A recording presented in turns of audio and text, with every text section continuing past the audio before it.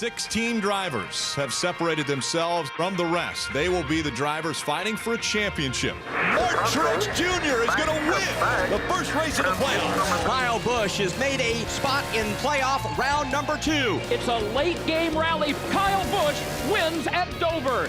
Truex Jr. will win the Bank of America 500. He will punch his ticket into the final 8 for the championship run. Brad Keselowski has won at the Talladega Super Speedway. Oh, God, that takes a lot of stress off for next week. Win number 7 for Martin Truex Jr. Got to beat him to the line, beat him to the line, beat him to the line. Yes, sir, checkers. It is Kyle Busch going to victory lane. And going to Miami. Hello, Homestead. Kevin Harvick wins the AAA Texas 500. The march to Miami continues. Matt Kenseth becomes the spoiler today in the Arizona desert. Kenseth's going to win at Phoenix. And Brad Keselowski joins the championship for. A lot of pressure on these drivers. This isn't just another race. They know this is the big race.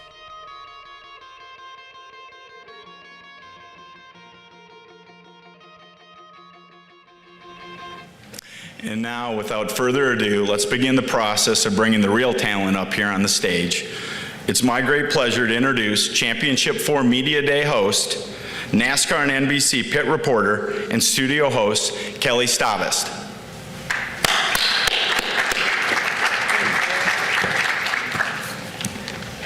They throw the word talent around very loosely these days. But nonetheless, I am Kelly Stavast from NBC Sports. Welcome to the Championship 4 Media Day here at the beautiful Lowe's Miami Beach Hotel. It's been a fascinating, historic season capped off by an emotional and intense 10-race playoff. Soon we'll hear from those who battled all the way to the finale and will take center stage on Sunday in hopes of capturing the biggest prize in motorsports, the Monster Energy NASCAR Cup Series Championship Trophy. But before we do that, I'd like to welcome the many fans listening in on Sirius XM NASCAR Radio or watching on NASCAR.com and Facebook Live. We thank you so much for your passion. We hope you enjoyed today's press conference. And to my fellow media members, on behalf of NASCAR, thank you so much for your coverage today and your dedication all season long. Now, I know some in this room are covering this sport for the first time, and we certainly welcome you and hope that you enjoy your NASCAR experience this weekend. All right, so this is it. A grueling season featuring the best drivers in the world will end on Sunday at Homestead Miami Speedway, where only one can be crowned the 2017 Monster Energy Series champion. With that, let's bring out the 4 competitors who will vie for their place in NASCAR history on Sunday. First up, with the patience of a champion, he grabbed the final spot in the Phoenix Desert. The 2012 Monster Energy Series champion and driver of the number 2 Miller Lite Ford for Team Penske, Brad Keselowski. Here comes Brad Keselowski. Brad Keselowski almost up to the quarter panel, now to the door, right by the number. TikTok, the witch is dead, boys. Brad Keselowski out front. Keselowski's going to win at Talladega. It will be Brad Keselowski fighting for the championship in Miami. His Monster Energy Series high 7 victories helped him clinch an early spot in the Championship 4. The driver of the number 78 Furniture Row Bass Pro Shops Toyota for Furniture Row Racing, Martin Truex Jr. And he's on his way to the round of 12. Martin Truex Jr. wins. He will win the Bank of America 500 at Charlotte Motor Speedway. Oh, my brother, back-to-back in Kansas. Nice job, Martin Truex Jr. A brilliant 3-win playoff performance put him on the doorstep of a second championship. Driver of the number 18 M&M's Toyota for Joe Gibbs Racing, Kyle Busch. He's held off the competition. Kyle Busch is going to win in the Granite State. Looking to steal the victory this afternoon in Dover. It's a drag race. Kyle Busch will win. Yes, sir. Guaranteed a spot in the championship 4. To the man, pal. Get her done. All right, and finally, the 2014 champion, he completed a stirring late race pass for the win at Texas to land himself a spot in the championship for the third time. The driver of the number 4 Busch Beer Jimmy John's Ford for Stewart-Haas Racing, Kevin Harvick. The man they call the closer, Harvick, headed for home off turn 4. He has won at Texas Motor Speedway. On Homestead. Kevin Harvick, he is now a part of the championship 4 in Miami. All right, so Brad, Martin, Kyle, Kevin, we look forward to hearing your thoughts on this championship weekend. So with that, we're going to open it up to some questions. We have guys standing by with microphones, so if you'd like to ask a question, please raise your hand and please state your name and affiliation before asking your question. I see Kenny Bruce there.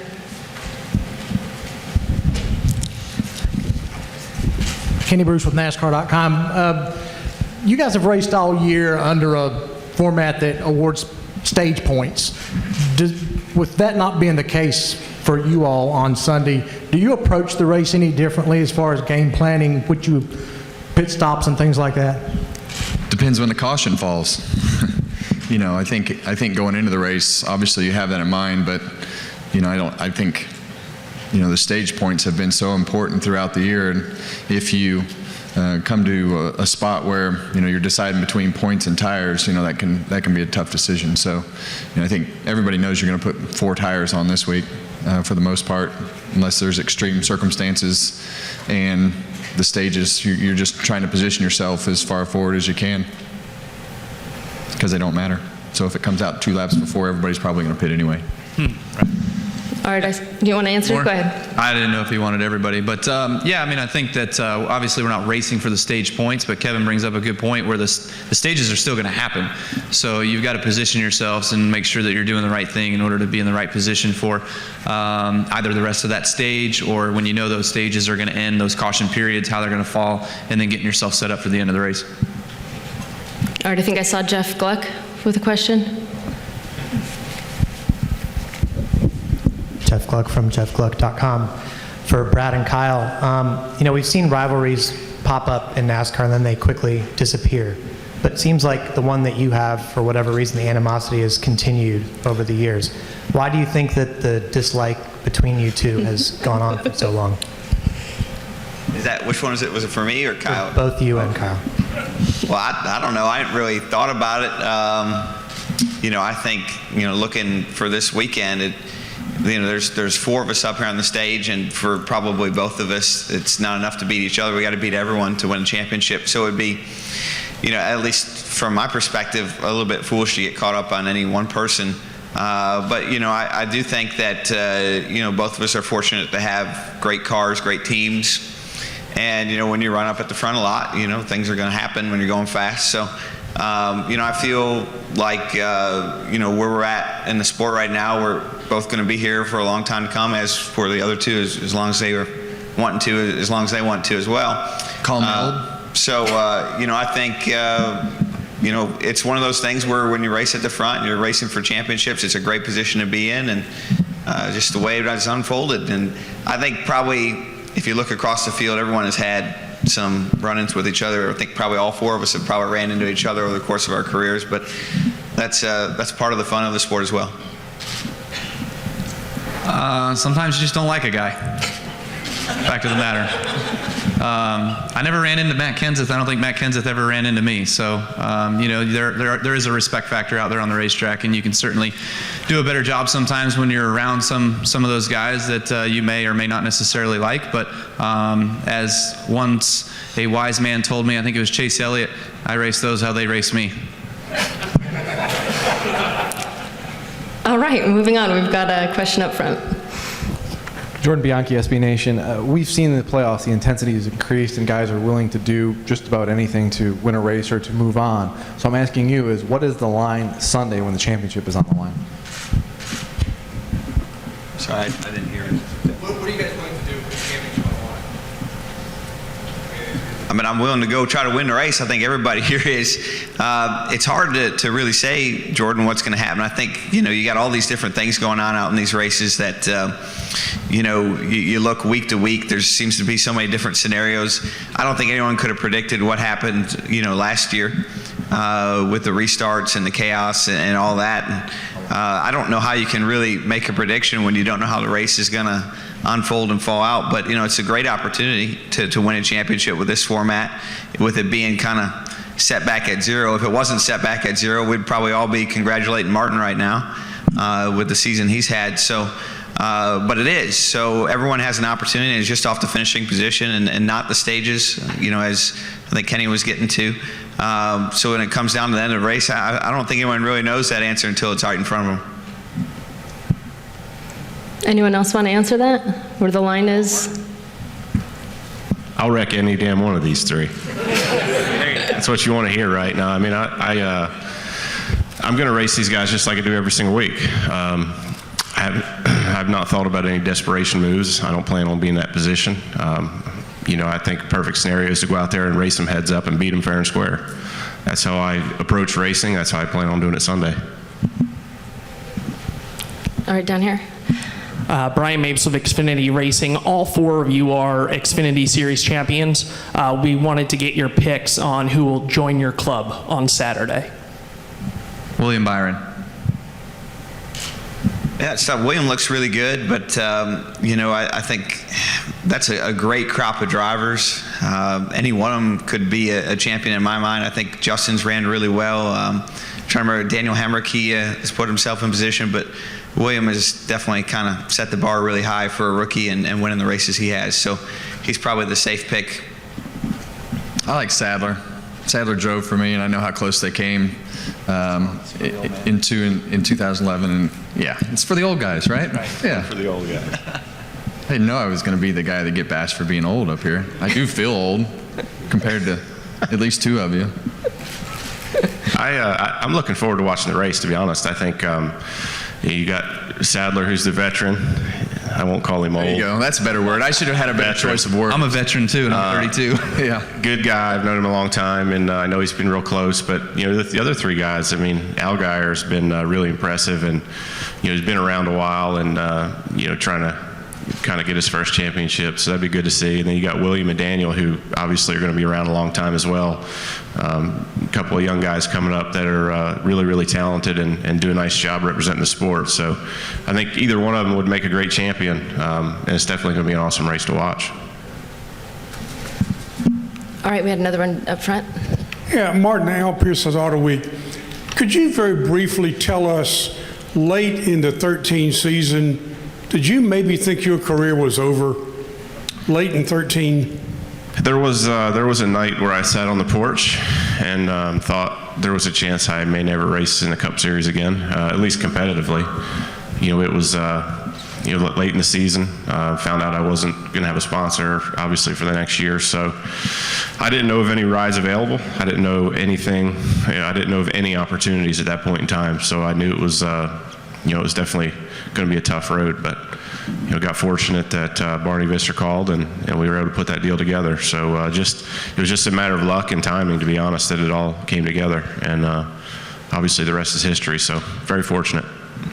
Okay, time for just a couple more. We'll start over here. Jerry Jordan, KickingTheTires.net and Performance Racing Network, and this is for any of you all. But Martin hit on it a while ago. You'll risk any of the three, but where do the mind games begin and where do they stop? Every one of us is wondering what's going to happen to you guys when you get on the track and how you put Kevin or Martin or any of y'all talking trash to each other about how you focus on the race itself and not what's going on off the track.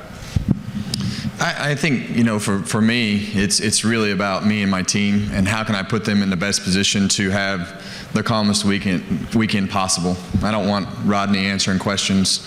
I don't want to have to answer questions because, for us, I feel confident in where we are as a team. I feel like we're here to win this championship with the momentum and the things that we've done over the last few weeks, especially on the mile-and-a-half racetracks. Our cars have run well. We won Texas and are doing what we have to do. So we came here with no intention other than to win this championship, and there's really no reason to it's not boxing. You know, this is a car race, and there's a lot of things that are involved in it. It's not my mind against his mind. It's my team and everybody that has to show up and navigate the weekend, because this weekend is not like any other weekend that we've been to. It's not like any other week that you've been to. There's a lot that goes into navigating the weekend, and you know, when you pull into the garage, when you walk into the garage this weekend, it's not going to look like the same garage. There's going to be people everywhere. You're going to have sponsors everywhere. You're going to have people that you hadn't seen all year. So there's a lot more to navigate. But you know, from a performance side of things, I feel good about where we are as a team, and I don't feel like screwing that up. You know, if you had to punt and you were kind of on the outside looking in, hoping for a prayer, you know, you might need to do things differently. But that's how I feel. All right, time for one more over here.